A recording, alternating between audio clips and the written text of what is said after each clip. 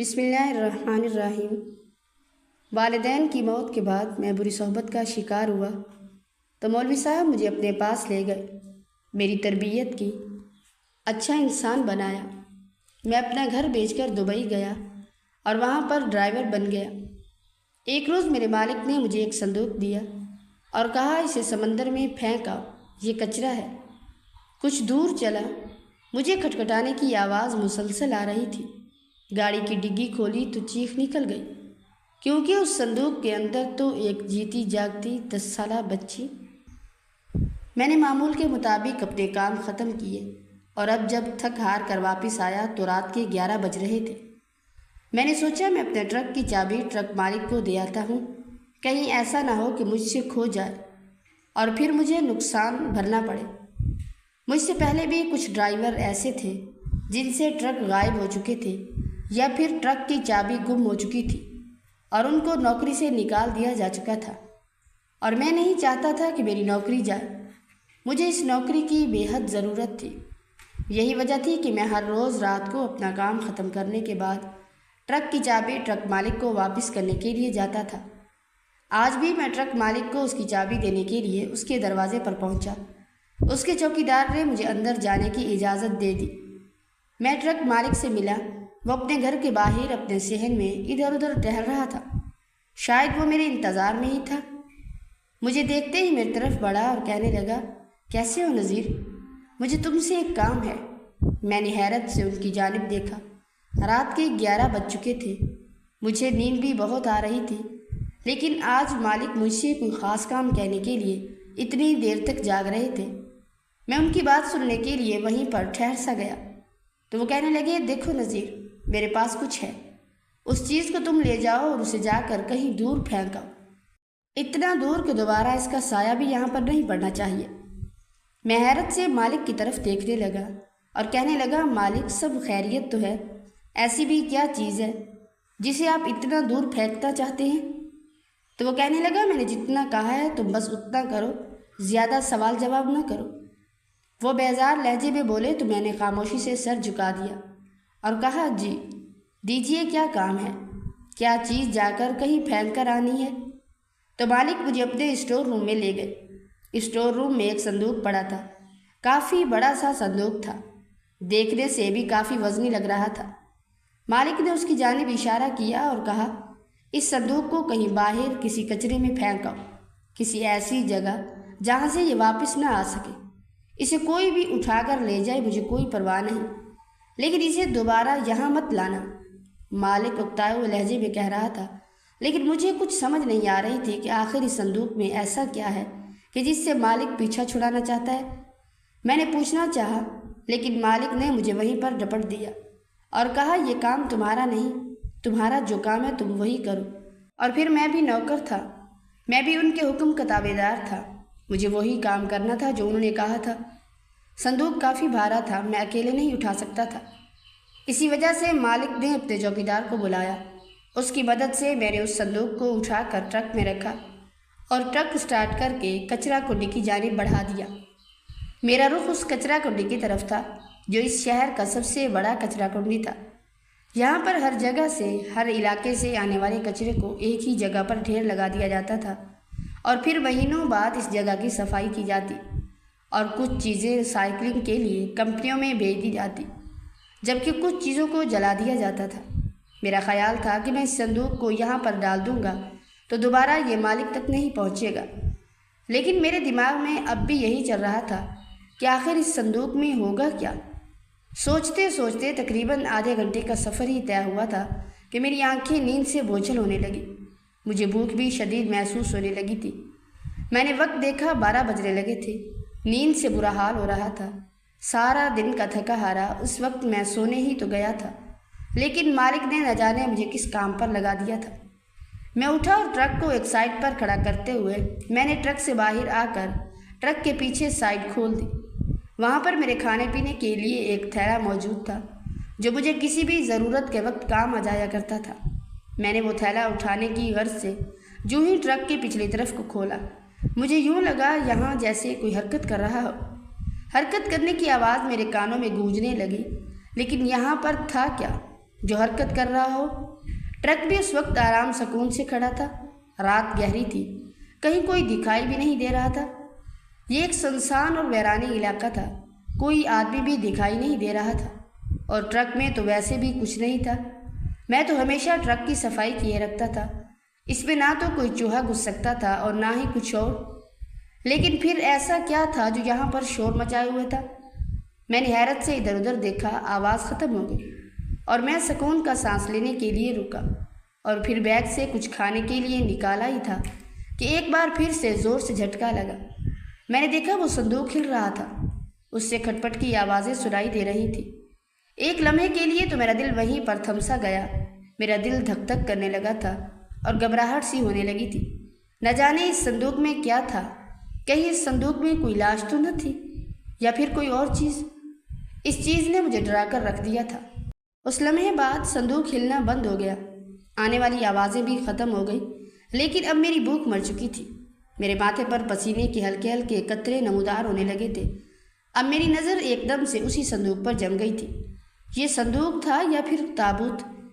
کچھ دیر کے لیے میں نے اس صندوق کو دیکھا اور پھر یہ سوچا کہ ہو سکتا ہے اس صندوق میں چوہے وغیرہ گھس گئے ہوں اور وہی اس میں کھٹپٹ مچا رہے ہوں، کیونکہ یہ اسٹور روم میں پڑا تھا، اور اسٹور روم میں تو اتنی زیادہ چیزیں ہوتی ہیں، وہاں پر جالا اور بہت کچھ ہوتا ہے۔ کافی سارے حشرات بھی وہاں پر جنم لیتے ہیں۔ ہو سکتا ہے چوہے بھی وہیں پر موجود ہوں اور اس صندوق میں چوہوں نے اپنا گھر بسا لیا۔ اس بات کے ذہن میں آتے ہی میں نے ایک بار پھر سے اپنا بیگ کھولا اور اس میں سے میں نے بسکٹ کے پیکٹ نکالے ہی تھے کہ اچانک سے پھر سے صندوق ہلنے لگا۔ اس بار تو صندوق کے ہلنے کی شدت کچھ زیادہ تھی، میرے ہاتھ سے ایک دم سے بسکٹ کے پیکٹ گر گئے تھے۔ اب مجھ سے صبر نہیں ہو رہا تھا، مجھے کچھ بھی کر کے اس صندوق کو کھول کر دیکھنا تھا۔ میں آگے بڑھا اور صندوق کو دیکھا۔ صندوق کی ایک طرف کنڈا لگا ہوا تھا اور اس کنڈے میں ایک بڑا سا تالا لگا تھا۔ اس تالے کو میں نہیں کھول پا رہا تھا کیونکہ اس تالے کی چابی ہی میرے پاس نہیں تھی۔ ادھر ادھر دیکھنے کے بعد مجھے خیال آیا کہ میرے پاس ٹرک کے وہیل بدلنے کا سامان موجود ہوتا ہے۔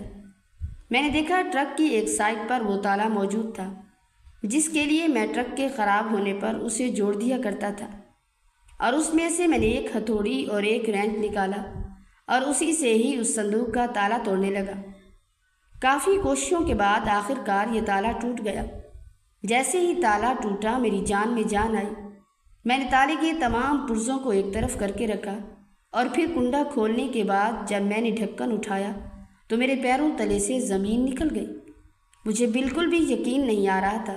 اس چیز کو سامنے دیکھ کر میری آنکھیں حیرت سے پھٹنے لگی تھی۔ میں ایک غریب انسان تھا، والدین کا اکلوتا تھا، لیکن والدین زیادہ عرصہ جی نہیں پائے تھے۔ میں 17 سال کا ہوا تو والدین اس دنیا سے چلے گئے۔ ان کا دیا ہوا ایک ہی گھر میرے پاس واحد وراثت میں ملی ہوئی چیز تھا جس میں میں رہتا تھا۔ 17 سال کی عمر میں نے میٹرک تو پاس کر لیا تھا، لیکن اس سے آگے پڑھنے کا جو خواب تھا وہ میری آنکھوں میں دم توڑ گیا تھا۔ باپ تو پہلے ہی اس دنیا سے رخصت ہو چکا تھا، لیکن جب ماں نے آنکھیں بند کی تو میرے سارے خواب ختم ہو گئے۔ میری دنیا اجڑ کر رہ گئی تھی۔ آس پاس کے سبھی رشتہ دار لوگ جو بھی تھے، سب لوگوں نے میری ماں کے رسم کے کل کے چاول کھائے اور پھر واپس پلٹ کر کبھی میری طرف نہ دیکھا کہ میں کس حال میں ہوں۔ آخرکار اسکول چھوڑ کر میں نے کوئی کام ڈھونڈنا شروع کر دیا۔ ماں باپ کا سایہ سر پر نہ ہونے کی وجہ سے میری دوستیاں غلط لوگوں سے ہونے لگی۔ میں نہیں جانتا تھا کہ یہ لوگ کیسے ہیں اور کیسے نہیں، لیکن آہستہ آہستہ یہ لوگ مجھے اپنے رنگ میں ڈالنے لگے تھے۔ بھلے ہی میں محنت مزدوری کرتا تھا لیکن اپنا پیٹ پال رہا تھا۔ پیٹ پالنے کے ساتھ ساتھ ان لوگوں نے مجھے نشے کی لت پر لگا دیا تھا، لیکن بہت جلد ہی ہمارے گھر کے قریب ہی بڑی مسجد کے امام صاحب نے مجھے نشے کی حالت میں دیکھا اور پھر مجھ پر ترس کھا کر مجھے اٹھا کر مسجد میں لے آئے۔ میرے گھر کو تالا لگا دیا اور مجھ پر یہ پابندی لگا دی کہ آج کے بعد میں ان لوگوں کے ساتھ نہیں کھیلوں گا، وہ مجھے کھانے پینے کے لیے سب کچھ مہیا کریں گے۔ مولوی صاحب نے میری پرورش کا ذمہ اٹھا لیا تھا۔ بھلے ہی وہ مجھے پڑھا نہیں سکتے تھے، لیکن یہ بات تھی کہ وہ میرا پیٹ پال سکتے تھے۔ انہوں نے مسجد میں ہی میری دینی تعلیم شروع کر دی۔ میں نے جو آج تک قرآن مجید کا ایک لفظ نہیں پڑھا تھا، मौलवी साहब ने मुझे पढ़ाना शुरू कर दिया और मैं भी बड़े शौक़ से मौलवी साहब के पास पढ़ने लगा। 18 साल की उम्र में होते होते मैंने पूरा कुरान पाक ख़त्म कर लिया। अब मौलवी साहब के कंधों पर पड़े रहने से मुझे शर्म आती थी। अब मैं खुद अपने लिए कुछ करना चाहता था। मौलवी साहब भी बूढ़े हो गए थे। वो कब तक मेरी परवरिश करते रहते। मुझे खुद हया आना शुरू हुई। मैंने मौलवी साहब से इजाज़त ली और कहा कि मैं काम करना चाहता हूँ। मौलवी साहब ने अपनी ही निगरानी में मुझे एक ठेकेदार के पास भेजा और मुझे काम पर रखवा लिया। मैं सारा दिन मजदूरी करता। मौलवी साहब के कहने पर मुझसे मजदूरी भी बड़ी आसान करवाई जाती थी। मुझे ज़्यादा काम न दिया जाता, ज़्यादा धूप का काम भी न दिया जाता, ज़्यादा भारी वज़न भी ना उठाने दिया जाता। बस मेरे मुताबिक ही मुझे मजदूरी दी जाती और उस मजदूरी के जो भी पैसे मिलते मैं वो खुशी खुशी लाकर मौलवी साहब के हाथ पर रखता तो वो मुस्कुरा कर मेरे कंधे पर हाथ रखते और मुझे ढेर सारी दुआएं देते। उसमें से कुछ वो अपने पास रख लेते और कुछ वो मुझे दे देते और यही मेरे लिए खुशी का बाइस था। आहिस्ता आहिस्ता मेरी ज़िंदगी ने आगे बढ़ना शुरू किया। यूं ही कुछ साल गुजरे। मैं बाहर जाने की रट लगाने लगा। मौलवी साहब मुझे कहते थे कि बेटा, परदेश में कुछ नहीं रखा, तुम यहीं रहकर जो भी काम करना चाहते हो कर लो, मैं तुम्हें मना नहीं करूँगा, लेकिन तुम बाहर जाने की रट मत लगाओ। लेकिन न जाने क्यों मुल्क से बाहर जाना मेरा ख्वाब बन चुका था। मैं अपने लिए बहुत कुछ कमाना चाहता था। मौलवी साहब से मैंने ज़िद की तो वो कहने लगे, अच्छा ठीक है, मैं अपने कुछ करीबी लोगों को जानता हूँ जो दूसरे मुल्कों में रहते हैं। मैं उन लोगों से राब्ता करता हूँ। अगर उन लोगों से राब्ता हो गया तो फिर मैं अपनी तसल्ली कर लेने के बाद तुम्हें उन लोगों के पास दूसरे मुल्क भेज दूँगा। लेकिन पहले मुझे खुद तसल्ली कर लेने दो। तुम्हारे वालिदैन अब इस दुनिया में हयात नहीं, लेकिन मैं तुम्हें देख रहा हूँ। तुम एक यतीम इंसान हो और मैं नहीं चाहता कि रोज़े क़यामत मुझसे ये पूछा जाए कि मैंने एक यतीम बच्चे को देखा तो उसकी परवरिश क्यों ना की। इसलिए बेटा, मुझे अपनी तसल्ली के लिए पता कर लेने दो।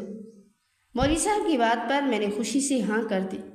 कुछ रोज़ बाद मौलवी साहब ने मुझे कहा कि उनके एक जानने वाले ने उनसे बोला है कि अगर मैं ड्राइविंग सीख लूँ तो वहाँ पर मुझे ड्राइविंग की नौकरी मिल जाएगी। मौलवी साहब का वो जानने वाला दुबई में रहता था और वहीं पर ही कोई काम करता था। इस बात पर मैं बेहद खुश हुआ, लेकिन अब मेरे पास कोई ऐसी चीज़ न थी जिससे मैं ड्राइविंग सीख सकता। महल्ले के किसी शख्स ने मुझे ड्राइविंग सिखाने का ज़िम्मा उठाया और फिर देखते ही देखते 6 महीने में ही मुकम्मल तौर पर ड्राइवर बन गया। अब जाने का मसला था, कुछ मौलवी साहब के पास पैसे थे और कुछ मैं खुद करना चाहता था। फिर मुझे ख़याल आया कि मेरा अपना घर भी तो मौजूद है जिसे बरसों से ताला लगा हुआ है। मैंने उसे बेचने का फ़ैसला किया और फिर मौलवी साहब से बात करने के बाद मैंने उस घर को बेच दिया और दुबई जाने के लिए पैसे इकट्ठे किए और फिर परवाज़ भर कर मैं यहाँ दुबई चला आया। दुबई आने के बाद मौलवी साहब से मेरा राब्ता काफ़ी कम हो गया, लेकिन अभी भी मैं मौलवी साहब से मुकम्मल तौर पर राब्ते में था। भले ही एक दो माह बाद ही मेरा उनसे राब्ता हो पाता, लेकिन मैं फिर भी उनसे राब्ते में ही रहता था। माँ बाप के चले जाने के बाद ज़िंदगी में इस दुनिया में मेरा अगर कोई गमखार था तो वो सिर्फ मौलवी साहब ही थे। उनसे भला मैं कैसे नाता तोड़ सकता था। इसलिए यहाँ पर रहते हुए भी मैं उनसे मुकम्मल तौर पर राब्ते में था। यहाँ पर उनके जानने वाले ने मुझे एक ट्रक मालिक से मिलाया। ट्रक मालिक ने मेरी तरफ देखा और कहा, कभी ट्रक चलाया है? लेकिन मैंने तो कभी नहीं चलाया। लेकिन मैंने कहा, मुझे मुकम्मल तौर पर ड्राइविंग आती है। मैं इंशाअल्लाह आपको कभी भी बेमुराद नहीं करूँगा, कभी भी शिकायत का मौका नहीं दूँगा। मेरी इस बात पर उसने कहा, लेकिन आज तक मेरे पास 3 ड्राइवर आ चुके हैं। उन तीनों से ही ट्रक और उसकी चाबी खो गई, जिसकी वजह से मैंने उन्हें नौकरी से तो निकाला ही निकाला, साथ ही साथ मैंने उन्हें दुबई की पुलिस के हवाले भी कर दिया है। अगर तुमसे ऐसा कुछ हुआ तो फिर तुम्हारी भी खैर नहीं। इस बात पर मैंने सर झुकाया और कहा, मैं इंशाअल्लाह ऐसी कोई भी गलती नहीं करूँगा। अगर करूँ तो जो आपकी सज़ा हो वो मुझे कबूल है। इस बात पर उसने मुझे यहाँ पर रख लिया। मेरी माहाना तनख्वाह उसने 50,000 मुकर्रर की और मैं इस बात पर बेहद खुश था। हर महीने के आखिर पर मुझे तनख्वाह मिल जाती और मैं उस तनख्वाह का कुछ हिस्सा मौलवी साहब को भेज देता और कुछ अपने पास रख लेता। मुझे अपना घर बनाना था। اپنے والدین کا وہ گھر جو وہ میرے لیے چھوڑ کر گئے تھے اسے واپس لینا تھا، اور ساتھ ہی ساتھ اپنی شادی بھی کرنی تھی۔ یہ سب کچھ مجھے اپنے بل بوتے پر کرنا تھا۔ زندگی اب یوں ہی چلنے لگی۔ روزانہ صبح سویرے میں اٹھتا، مالک مجھے روزانہ کے معمول کا کام بتاتا۔ کبھی کسی جگہ سے لکڑیاں اٹھا کر لانی ہوتی، کبھی کسی جگہ سے اینٹیں اٹھا کر دوسری جگہ پہنچانی ہوتی، اور کبھی کوئی اور چیز مجھے اٹھا کر ادھر ادھر لانے جانی پڑتی۔ مالک کے ٹرک میرے ہمیشہ ساتھ ساتھ رہتا تھا۔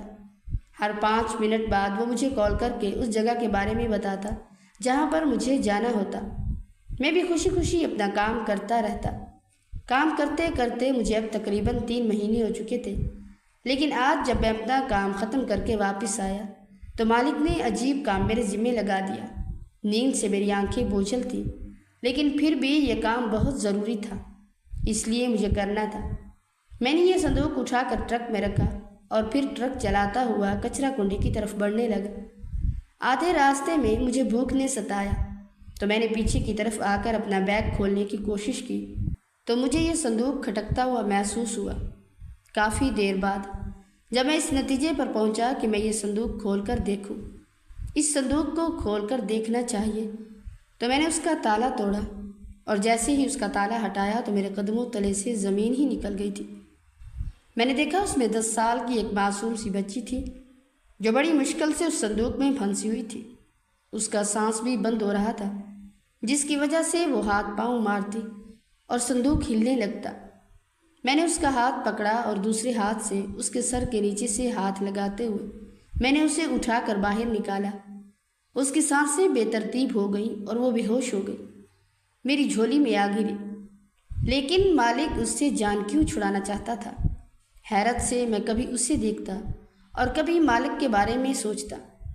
میں نے صندوق کو وہیں چھوڑا اور ایک بار پھر سے باہر نکلا۔ پھر خیال آیا کہ میرے بیگ میں پانی کی بوتل موجود تھی۔ وہ پانی کی بوتل میں نے اٹھائی اور اس میں سے کچھ پانی لے کر بچی کے منہ میں چھڑکا تو وہ ہوش میں آئی اور بوتل اس کے منہ سے لگائی۔ پانی پینے کے بعد وہ کچھ بہتر ہوئی تو آنکھوں میں آنسو لیے مجھ سے پوچھنے لگی، آپ کون ہو انکل؟ اور میں یہاں کیسے آئی؟ مجھے تو بابا نے مارا تھا نا۔ اس کی اس بات پر مجھے ساری بات سمجھ میں آ گئی تھی۔ شاید مالک کو بیٹی نہیں چاہیے تھی، اسی وجہ سے ان کے گھر سے ہمیشہ لڑائی جھگڑے کی آوازیں آتی رہتی۔ لیکن پھر بھی میں اس بارے میں تصدیق کرنا چاہتا تھا۔ میں نے صندوق کو وہیں چھوڑا، بچی کو اٹھایا، اسے بسکٹ دیے اور پھر اپنے ساتھ ڈرائیونگ سیٹ پر بٹھا لیا۔ ٹرک لے کر میں واپس ٹرک مالک کے پاس آیا اور وہ ابھی تک جاگ رہا تھا۔ مجھے اور میرے ساتھ اس بچی کو دیکھ کر اس کی آنکھوں میں جیسے غصہ اتر آیا تھا۔ وہ کہنے لگا، میں نے تم سے کہا تھا نا کہ صندوق مت کھولنا، تم نے پھر بھی صندوق کھولا اور اس لڑکی کو لے کر یہاں آ گئی۔ میں نے ان کی آنکھوں میں جلتے غصے کو دیکھا تو کہنے لگا، لیکن آپ اس بچی کو اس طریقے سے مارنا کیوں چاہتے ہیں؟ اس سے جان چھڑانا چاہتے ہیں؟ تو مالک کہنے لگا، دیکھو، یہ میری بیوی کے پہلے گھر سے اولاد ہے، اس کا باپ نہیں رہا اور اسے میرے کندھوں پر آن پھینکا ہے۔ مجھے ویسے بھی بیٹیاں پسند نہیں ہیں اور میں اسے کبھی بھی اپنے پاس نہیں رکھنا چاہتا، اس لیے اسے میری آنکھوں سے دور کر کے لے جاؤ۔ مجھے اسے قطعاً اپنے پاس نہیں رکھنا۔ اگر یہ میری اپنی بیٹی ہوتی تب بھی مجھے اسے اپنے پاس نہیں رکھنا تھا۔ مجھے صرف بیٹا چاہیے اور میں صرف بیٹے کی ہی پرورش کروں گا۔ مجھے ساری بات سمجھ میں آ چکی تھی۔ میں نے اسی وقت مالک کو ٹرک کی چابی اور ٹرک سمیت واپس کیا اور پھر اپنی آج تک جو مزدوری بنتی تھی وہ لی، اور پھر اس بچی کو لیے میں واپس پاکستان آ گیا۔ میرا وہاں پر کوئی کام نہیں تھا، مجھے میری زندگی کا اصل مقصد مل چکا تھا۔ میں نے اس مالک کو یہ بھی سمجھانے کی کوشش کی تھی کہ بیٹیاں تو اللہ کی رحمت ہوتی ہیں، انہی کی وجہ سے ہی تو اللہ دیتے ہیں، لیکن وہ نہیں سمجھ رہا تھا۔ اگر میں کچھ اور سمجھاتا تو شاید وہ مجھے پولیس کے حوالے کر دیتا، لیکن ابھی مجھے اس بچی کے لیے جینا تھا۔ یہ مجھے بالکل اپنے بچوں کی طرح لگنے لگی تھی۔ اس کا حال بھی بالکل میرے جیسا ہی تھا۔ جس طرح میرے والدین مجھے چھوڑ کر چلے گئے تھے، یہ بھی اسی طرح یتیم ہو گئی تھی۔ ماں کے ہوتے سوتے بھی یہ بالکل یتیمی کی زندگی جی رہی تھی۔ بچی کو اب مجھ سے لگاؤ ہو گیا تھا۔ میں پاکستان آنے کے بعد ایک بار پھر سے مولوی صاحب کے پاس گیا۔ کافی ساری رقم میں نے ان 3 مہینوں میں جمع کر لی تھی۔ میں نے اپنا گھر واپس لیا اور پھر یہیں پر ہی میں نے محنت مزدوری کرنا شروع کر دی۔ خدا کا کرنا شروع ہوا کہ مجھے یہیں پر پاس ہی ایک فیکٹری میں بہت اچھی نوکری مل گئی تھی۔ مجھے یوں لگتا تھا جیسے اللہ تعالیٰ نے اس بچی کے منہ سے مجھے اتنا سب کچھ دیا ہے۔ آہستہ آہستہ میری زندگی کے حالات بدلنے لگے۔ یہاں پر بھی میں نے ڈرائیونگ کرنا شروع کر دی تھی۔ اس فیکٹری کی لکڑیاں ایک جگہ سے دوسری جگہ پہنچانے کے لیے یہاں پر بھی مجھے ٹرک ڈرائیور کا کام مل گیا تھا، اور میں اللہ تعالیٰ کا شکر ادا کر رہا تھا۔ اب 1 مہینے کی میری اتنی بن جایا کرتی تھی کہ میں آرام اور سکون کی زندگی گزار سکتا تھا۔ اس بچی کو لے کر میں بے تحاشا خوش تھا۔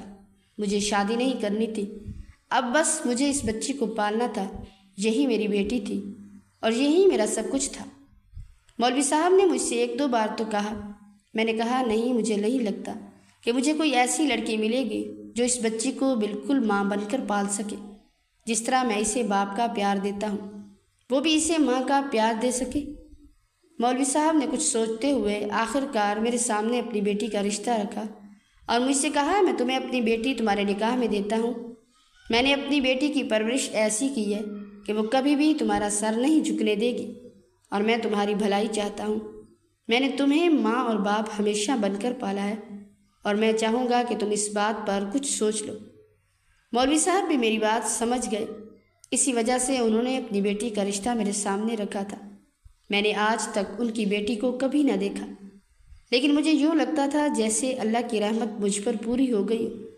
میں نے اس بات پر ہاں کہا، اور پھر مولوی صاحب کے کہنے پر ان کی بیٹی سے شادی کر لی۔ جب وہ بیاہ کر آئی تو مجھے پتہ چلا وہ واقعی میں ایک سگھڑ قابل عورت تھی۔ اس نے اس بچی کو بھی پالنے کا ذمہ اٹھا لیا۔ اب میں اپنی بیوی، اپنی بیٹی اور اپنی اس سادہ سی زندگی میں بے حد خوش ہوں۔ بے شک اللہ تعالیٰ ہر کسی پر برا وقت لاتا ہے، لیکن اس برے وقت کی میعاد بھی ہوتی ہے۔ جب وہ ختم ہوتی ہے تو پھر انسان کے لیے ترقی کے راستے کھل جاتے ہیں، اور ایک نہ ایک اچھا کام انسان کو کرتے رہنا چاہیے، کیونکہ اسی اچھے کام کی بدولت اللہ تعالیٰ کی رحمتیں ہم پر نازل ہوتی رہتی ہیں۔ جس طرح مجھے لگتا ہے کہ میں نے جب سے اس بچے کو اٹھایا ہے تب سے اللہ جیسے مجھ پر راضی ہو چکا ہے۔ میرے رزق میں فراخی آ چکی تھی، اور میرے گھر میں برکت ہی برکت ہے۔